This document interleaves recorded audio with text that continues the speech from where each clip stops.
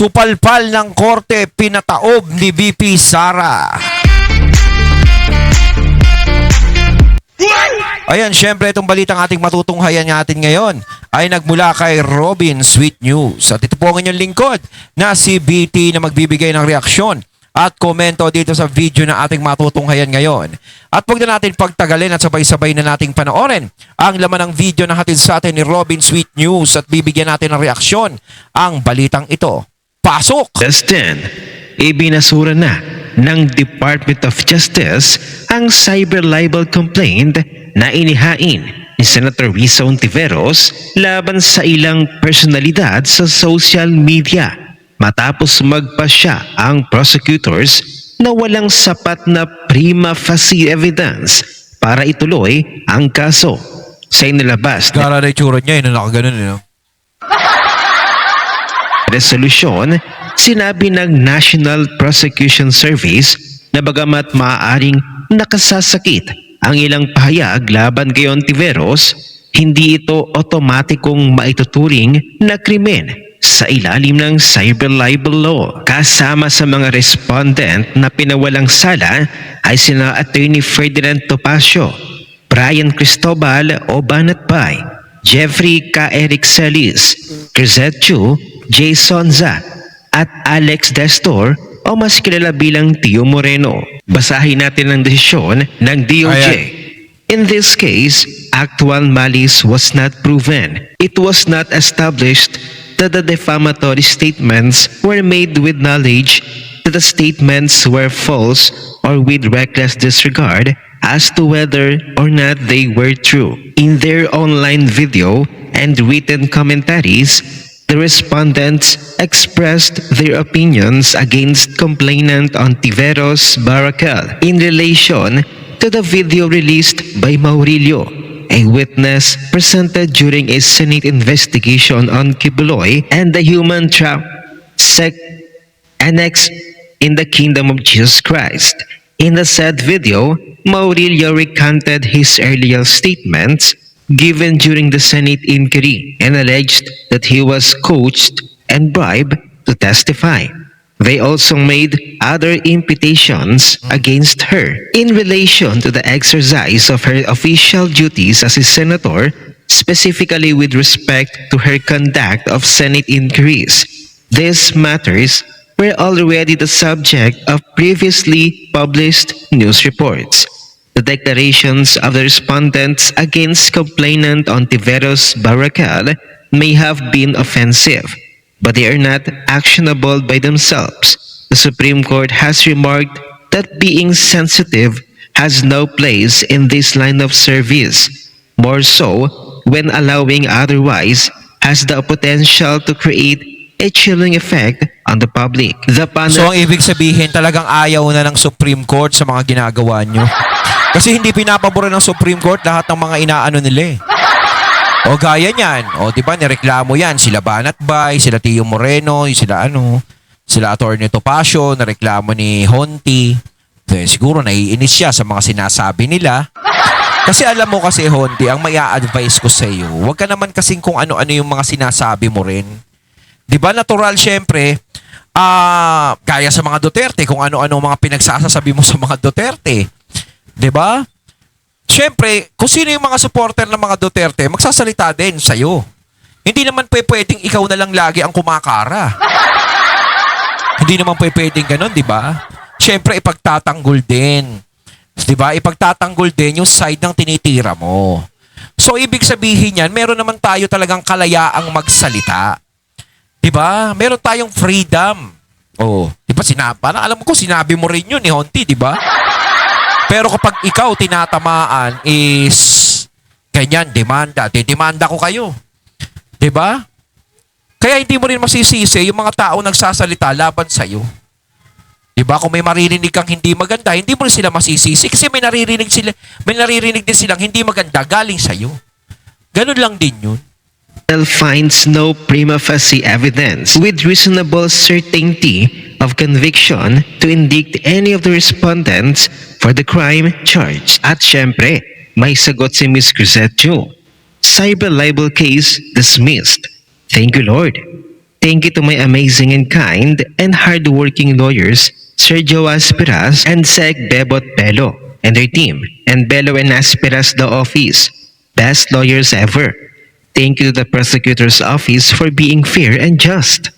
To Risa Ontiveros, the audacity to want to run for president when you have the makings of a dictator, suing people for discussing your issues, while Sara Duterte, much maligned and much insulted, has not even lifted a finger to address her critics even when she's had the worst things said against her. Pag pinost ko yung complaint mo, how you included in the cyber libel case the pa-demure description I had of you, and how you took offense at everything I said, all anchored on facts enough to sue people and bother them and make them spend on the judicial process, Filipinos will realize why you shouldn't have a national leadership position. To quote from this Ako document, talaga nagtataka ako kay Honti talaga kung bakit talaga pinapangarap niyang maging presidente. Hindi ko alam kung ano yung pumasok sa isip niya. 'Di ba? Alam naman natin is napakahirap na posisyon ang pagiging presidente. Kailangan talaga is yung meron kang pinatunayan. Yes, meron namang pinatunayan si Honti bilang senador. Ayan ha. Kahit pa paano lagyan natin ng ganyan. Kaso nga lang, yung pinatunayan mo, ang pinatunayan mo ay kinayayamutan ng mga tao. Kasi siguro naman, nararamdaman mo naman siguro yung nangyayari sa paligid mo, kung ano yung mga nagiging critics mo, kung sino-sino yung mga nagiging critics mo. Nakakagulat kasi na ganyan ang maiisip mo na parang kumpiyansa-kumpiyansa ka na mananalo ka bilang presidente ng Pilipinas. Kung ako, kahit sa panaginip huwag mo nang isipin mananalo kang presidente. Hindi ko naman sa sinisira yung yung kagustuhan mong maging presidente. Pero kung baga, napakatinting suntok na sa buwan yung ginagawa mo. 'Di ba? Kasi kahit sabihin ko sa iyo, kahit si Sara Duterte hindi tumakbo sa pagiging presidente, no? Kahit mahina lang yung mga kalaban mo, sigurado yung kalaban mo pa rin yung mananalo Kasi sa totoo lang kasi, sa Senado, simula nang naging senador po kayo, ma'am, no? Wala po kami. Ako, wala talaga akong nakitang ginawa nyo sa Senado kundi dikdikin lang ng dikdikin yung mga Duterte. Opo, yung buong termino na nakikita ko sa inyo, puro Duterte, Duterte, Duterte, Duterte, Duterte lang ang ginagawa nyo dyan. Pero kahit kailan, wala kayong ginawang iba. No? Kung meron man, hindi namin alam. Kasi hindi naman namin talaga alam kasi mas priority nyo ang Duterte. Di ba? Kaya hindi kayo nagtataka kung bakit parang ayaw sa inyo ng mga Pilipino. Ngayon, nagtataka naman ako kung saan kayo nakakakuha ng fighting spirit sa pagtakbo nyo bilang presidente na parang sinasabi nyo malakas kayo. Paano nangyari yun? Meron bang humihimok sa inyo? Sino ang humihimok sa inyo? Yung mga kakulay nyo? Yung mga kapwesto nyo na kaibigan nyo? Yun ba? Alam nyo, sa totoo lang, ang sarap tumakbong bilang presidente kung taong bayan mismo ang nagtutulak sa inyo. Hindi yung sa sariling gusto nyo lang at sariling gusto lang ng mga kasama nyo.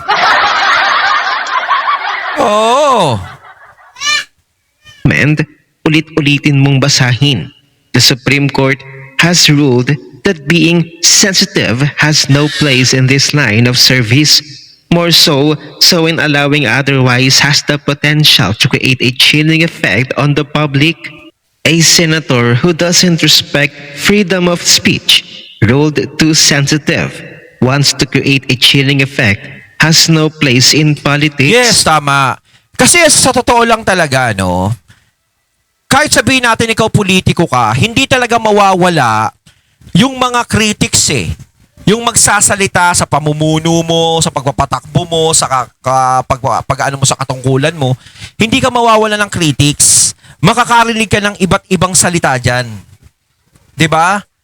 Kasi ginusto mo yan syempre, hindi naman pwedeng laging puro positive vibes, laging puro maganda yung sasabihin sa'yo. Kung nakikita na ng mga tao, pangit na yung ginagawa mo.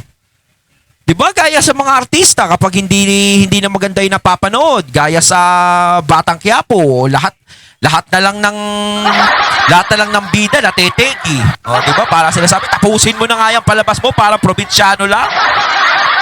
O, parang gano'n, di ba? Nagkakaroon ng critics si Coco Martin. O, habang kinikritik si Coco Martin, lalo niyang tineteki yung mga kasama niya. Ganon yun. Oh, yung mga artista, marami pang ganon. Siyempre, katulad niyan, di ba sa politics, may nakikita kasi sa yung hindi maganda eh. Dapat open ka, dapat bukas ka. Hindi ka dapat sensitive. Na konti lang ang marinig mo, ganto, ganyan, ganyan, masasaktan ka na. Magdedemanda ka na. Nako. Di ba? Hindi dapat ganon. Pinili mo yung profesyon na yan eh. Di ba? Hindi naman porket sabihin nating senador ka, lahat ng gagawin mo dyan, tama at magugustuhan ng tao. Natural, meron ka ding mga sablay na magagawa dyan na ikikritics ng mga tao. Ngayon, parang kasalanan pa ng mga nagkikritics kung bakit ka kinikritics. Kalayaan nila yun eh. Kalayaan nilang magsalita eh. Kalayaan nilang husgahan kung ano yung ginagawa mong hindi maganda. Sa totoo naman talaga, hindi maganda. Gaya ng sinasabi ko. Sa pag-stay mo dyan sa Senado, ilang termino ka na ba dyan? Ilang taong ka na ba dyan? Pero may nagbago ba? Wala. Puro Duterte pa din ang inaasikaso mo. Diba? Wala na kaming na ibang narinig sa yung topic kundi Duterte. Duterte. Duterte. Diba? Wala eh. Hindi nagbabago. Nung nag-eleksyon, nanalo ka. Duterte. Nung nag-eleksyon na naman, nanalo ka. Duterte pa din. Ano pa ba? Kung maging presidente ka, ano mangyayari? Duterte pa din. Dumadaan na yung bagyo dito sa bansa natin, Duterte ka pa din. Nagkakaroon na ng krisis yung bansa natin, Duterte ka pa din. Ba't ka namin iboboto kung puro ka lang Duterte? Kung puro galit lang sa Duterte yung ipinapairal mo. Ay, nako. Di ako mag-move on dito dahil mali ito. Mali na ginagamit mo ang batas para i-silence at takutin ang critics mo when you are a public servant. Ilalaban ko that no ordinary Filipino will ever be bullied by a powerful senator or congressman ever again just for speaking up about issues. Idadagdag ko sa advocacy ko, malaman ng mga tao their right to call out, question, and criticize the public officials they pay with their taxes and how to fight against powerful like Risa Ontiveros. Also, stop using freedom of speech. Yan ang hirap kasi kapag sila malalakas, parang bawal na magsalita yung mga tao di ba? Ginagamit nila yung posisyon nila para hindi na magsalita yung mga tao. Di ba? Parang parang ganito gusto nilang mangyari. Kahit na mali yung nakikita ng mga tao, huwag kayong magsalita. Diyan lang kayo. Stay puts lang kayo dyan. Hindi naman pwedeng ganun, Onti. Kaya nga sinasabi ko ganyan, nakikriticize ka sa mga sinasabi mo, sa mga mo, pero pag yung mga Duterte ang kinikriticize mo, halos okay lang sa'yo. Kapag binalik sa'yo, iiyak ka ng ganyan. Ay, nako. You don't understand the concept of it. Hypocrisy is when you use freedom of speech to protect your speech and at the same time, you use your power to silence critics and violate their rights to free speech. I'll be here to remind you every time you use it. Kaya't habang maaga pa lamang ay dapat nang umatras itong si Risa Ontiveros. Tingnan nyo naman, abay 2.2% lamang ang kanyang nakuhang boto mula sa taong bayan. Kumpara mo kay Vice President Sara na mayroong 97.6%. Panoorin. Mantakin mo, yan yung sinasabi niya na taong bayan kailangan siya. Mantakin nyo, pinagkaiba sa survey pa lang 97.6 si Sara Duterte. Diba? Hindi pa niya kinakampanya yung sarili niya. Hindi nga nagsasalita si BP Sarang tatakbo siya ng presidente, hindi niya inaano tahimik lang siya ikaw, lagi mong kinakampanya sarili mo, kita mo naman, 2.2%. Sus Mariosep naman, ito pa yung isa. Yung baka maging tumutunog na pambato raw ng administrasyon si Bossing Remulla. 0.2. Ayan, kaya galit na galit sila kay Sara Duterte kasi nakikita nila, kita nila, 97.6%, kulang na lang, konti na lang, 100% na. Kasi talagang 100% talaga, alam na natin kung sino yung magiging presidente ng Pilipinas sa susunod. Ako hindi ko na pinapakinggan yung mga nagkikriticize kay BP Sara na sinasabi na hindi naman mananalong presidente yan wala na akong pakialam sa kanila, bahala sila sa buhay nila. Karapatan nila magsalita na yon. Pero ako ang lakas ng pakiramdam ko kung hindi magkakaroon ng dayaan, kung magiging tama ang labanan, si Sara Duterte talaga magiging presidente kung sakaling tatakbo siya. Kaya kinatatakutan siya ng mga yan. Kasi alam nila yung mangyayari sa kanila. Wala namang mangyayaring masama sa inyo, malamang makulong lang kayo. Malay nyo, di ba? Swertihin kayo. Si Sara Duterte manalo, tapos palagpasin niya na lang lahat ng mga atraso nyo. Pabayaan niya na lang kayo, di ba? Hindi siya gumanti sa inyo. Di ba? Sana nga. Ay, nako. Tingnan natin ang buong video. Grabe naman to mga lords. Close fight. Close fight si Ontiveros tsaka si Remulla. Close fight. Baka ito yung sinasabi niya na malakas daw siya. Kaya natutulak siya maging presidente. Kung sakaling mawala si BP Sara dyan, sila close fight ni Remulla. 2.2 tsaka 0.2. Baka yun. Close fight. Diba? VP Inday Sara. Uy, huwag kayong ganyan Nakikita natin si Sir John Vic ngayon. Talagang puspusan yung mga ginagawa niya. Sa DILG siya, di ba? Kita nyo ngayon talagang puspusan na uma-action siya ngayon. Biglang nagbago ang ihip ng hangin. Kasi nga, naririnig natin, uninagan natin, natatakbo raw to sa pagka-presidente. Diba? Diba nabalita yung pulis na inano ng asset, diba? Talagang nagbigay pa siya ng pabuya na nagpabuya na para mahuli yung yun ba yun? Yung pulis ba yun? Yun. Diba? Medyo talaga nagtatrabaho na siya ba? Got 97.6%. Hontiveros got 2.2%. And Remulla got 0.2%. Grabe ka, close fight. Grabe, guys. Kaya nga ako sa totoo lang, si Sara Duterte, hindi pa makitaan ng kalaban kung sino Si Rapi Tulfo kasi napakalabo Malabong manalo si Rapi Tulfo kay Sara Duterte. Napakalabo. Si Vico Soto naman, kung itutulak nila, hilaw pa Hindi pa ganun kahinog yun. Hilaw na hilaw pa. Kakainin lang din siya ni BP Sara. Although, si Vico Soto, magaling namang mamuno. Magaling talaga. Diba? Wala tayong masabi sa taong yan. Pero, kung itatapat siya kay Sara Duterte, kung pipitasin agad siya na hilaw pa, napakalabo. Malabo talagang manalo. Si Isko Moreno naman, si Yorme, malabong magbangga si Yorme tsaka si BP Sara. Baka pag tumakbo pa yan si Yorme, baka mamaya magulat tayo, maging vice president pa ni Sara yan.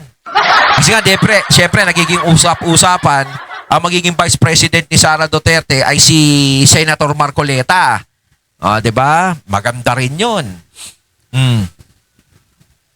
Kaya nga wala pa tayong maisip kung sino yung pwedeng itapat sa kanya. Sino? Si Tambi.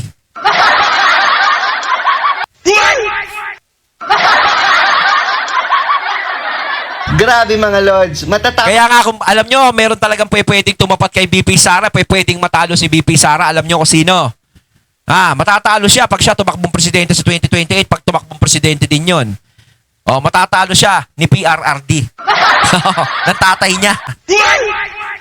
Kasi yung tatay niya, di ba, sa mga survey, mas mataas pa kay BP Sara. Mas mataas pa yung ratings ni PRRD kaysa kay BP Sara. Pangalawa lang si BP Sara. Alam mo, matalo siya ni PRRD. O kaya yun ang pag-asa ng mga ng mga critics nyo, kaibiganin nyo si PRRD. Kung magpapakaibigan sa inyo yan. Ay, nako. Takot na ba tayo nito? Grabe, nakakatakot. Ay, nako, mga ambisyosa at mga ambisyoso. Yan daw yung sinasabi niyang taong bayan, yung 2.2. Hindi man lang nakakalahati kay VP Inday, Sos Mario Joseph. Talagang kitang-kita talaga mga lods, no, na ang mga Pilipino ay gising na talaga. Oo naman. And kahit anong ambisyon nyo, kahit gaano kataas yung ambisyon nyong maging presidente, Risa Virus at saka ikaw, Rimulya, wala kayo sa kalingkingan ni VP Inday Sara. Kaigit si Risa Virus! Basahin natin mga lords. DOJ ibinasura ang cyber libel case na isinampa ni Hontiveros. Ibinasura na ng Department of Justice ang cyber libel complaint na inihain ni Senator Risa Hontiveros laban sa ilang personalidad sa social media matapos magpasya ang prosecutors na walang sapat na prima facie evidence para ituloy ang kaso. Si naman kasi si Honti parang si Norman Mangusin lang. Yung tipong hindi mo alam kung saan niya kinukuha yung mga naiisip niya, no? Ako, bilib din ako kay Norman Mangusin eh. Ang lakas gumawa ng ng imahinasyon. Ito yung, I think, binatiko siya kasi yun na nga, yung mga nagbibit-bit siya ng mga witness niya kuno na alam naman natin, no? Alam naman natin, napaka-scripted. At yun, natamaan siya, napikon siya, at nagdemanda. Wala kang karapatan maging presidente, Risa Virus. Kasi hindi pwedeng kada batiko sa'yo, idedemanda mo. Ha? Oo, parang tinatanggalan niya ng freedom. Yung tao, lalo na siguro kung maging presidente siya. 'Di ba? Baka mamaya maging diktador ka niyan, 'di ba? Galit kayo sa diktador. Oh, sa ginagawa mo pa lang parang diktador ka na niyan. Mali 'yun. 'Di ba? Hindi mo dapat tinatanggalan ng freedom na magsalita kahit binabatikos ka. Ngayon, kung binabatikos ka, dapat mas pagbutihan mo kung saan ka nila binabatikos. Halimbawa, dyan sa mababa mong ratings. O, wag kang mainis. Bagkos, ipakita mo sa mga tao na karapat-dapat ka. Na pwedeng tumaas yung ratings mo. O ano ba dapat mong gawin? O isipin mo kung ano dapat mong gawin. Isipin mo kung ano dapat mong iwasan. Kung sino yung nagpapabagsak ng ratings mo, yun ang tantanan mo. Ayaw mo kasing tantanan yung mga Duterte. Hindi pwedeng balat sibuyas ka. Tapos Yes. ambisyosa ka pang maging presidente. And your dreams. Paalala nga lang, Risa Hontiveros, ayon sa ating Korte Suprema, bawal ang sensitive, bawal ang balat sibuyas sa ating mga public servant. Tapos gusto mo pang maging pangulo? Baka lahat ng mag-criticize sa'yo ay ipakulong mo, Hontiveros, kung sakaling maging pangulo Malabo pa sa tubig Ayan, kung ka na sakali lang naman. Never. Never talaga. Kung 2.2% lamang ang iyong nakuha sa taong bayan, kumpara kay Vice President Sara na mayroong 97.6%, iyak. Ano ang inyong opinyon? Yun, natating nato ngayon ang video na nagmula kay Robin Sweet News. At ito po ang inyong lingkod na si BT. Ayan, syempre at natunghayan din natin ang binigyan din natin ng reaksyon kanina. No, ang video na yon na binigyan natin ng reaksyon na nagmula kay Chinitong Tisoy, kay Mr. Real Talker. Kayo mga katunay, anong masasabi nyo tungkol dito? Comment lang po kayo sa comment box. So once again, I'm BT and I'm out. Peace.